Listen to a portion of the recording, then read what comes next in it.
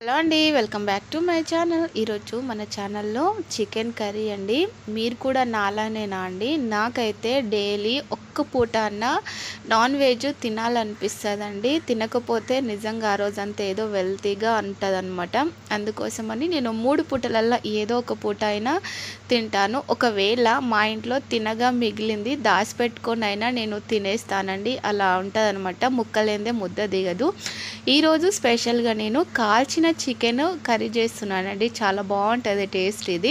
ఇంకా నేను కర్రీ కోసం అయితే చూపిస్తానండి, చూడండి లాస్ట్ వరకు. ఈ కర్రీ సండే స్పెషల్ అండి, చాలా బాగుంటుంది అనమాట. నేను సండే రోజు వండిన చాలా టేస్ట్ ఉంటుందండి కాల్చిన చికెన్ కర్రీ.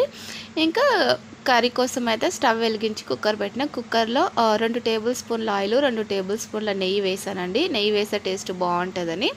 ఇంకా నెయ్యి ఆయిల్ 2 వేడి అయినాక హోల్ గరం మసాలా వేసానండి. ఆకు, లవంగాలు, చెక్క, సాజీరా ఇంకా అన్నీ వేసాను అనమాట.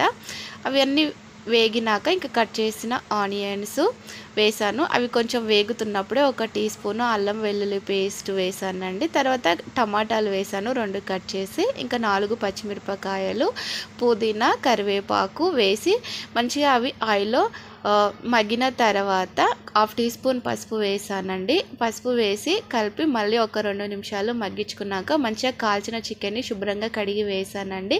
చికెన్ వేసి మంచిగా అంతా కలిసేలాగా కలిపినాక ఇంకా అది ఆయిల్లో మంచిగా ఒక 2 నిమిషాలు ఉడికించుకోవాలండి. ఇంకా తర్వాత మనం తినే దాన్ని బట్టి చూసి ఇంకా కారం పొడి, రుచికి సరిపడినంత సాల్ట్, నేను 2 టేబుల్ స్పూన్ల జీలకర్ర పొడి, 2 టేబుల్ స్పూన్ల ధనియాల పొడి వేసానండి. ఇంకా వేసి మంచిగా అంతా కలిసేలాగా కలిపినానండి. కలిపి మనకు ఎంత గ్రేవీ కావాలో చూసి నేను ఒక చిన్న కప్పు వాటర్ పోసి అది ఉడికించుకుంటున్నానండి. అది ఒక సైడు ఉడుకుతున్నప్పుడే ఇంకా మనకు థిక్ గ్రేవీ కావాలి కదా కర్రీలో. ఇంకా నలుగురు ఉన్నప్పుడైతే గ్రేవీ కంపల్సరీ అండి, ఎవరి ఇంట్లో అయినా. ఇంకా మా ఇంట్లో కూడా అంతే అనమాట. గ్రేవీ కోసము నేను ఇక్కడ నువ్వులు వేయించి ఇంకా అలాగే కొబ్బరి కూడా వేయించి ఇలా మిక్సీ పట్టి పేస్ట్ చేసి వేసినానండి. చాలా బాగుంటుంది టేస్ట్ నువ్వుల పేస్ట్ వేస్తే కర్రీలో. ఇంకా నువ్వుల పేస్ట్ వేసి ఇంకా మూత పెట్టి ఒక 5 మినిట్స్ ఉడికించుకున్నానండి. అంతే. ఈ కర్రీ అయితే నిజంగా చాలా తొందరగా ఉడుకుతుందండి. ఎందుకంటే కాల్చిన చికెన్ కదా, కాలవడం వల్ల ఫస్ట్ ఆఫ్ అయితే చికెన్ ఉడికిపోతుంది అనమాట.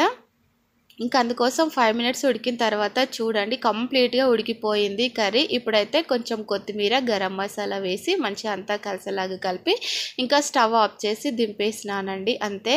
చాలా పర్ఫెక్ట్గా ఉడికింది, తొందరగా అయ్యిందండి కర్రీ కూడా. టేస్ట్ కూడా సూపర్ అనమాట. నేనైతే వేరే ఎక్కువ ఇంగ్రీడియంట్స్ ఏం వేయలేదండి, ఇంట్లో ఉన్నవే.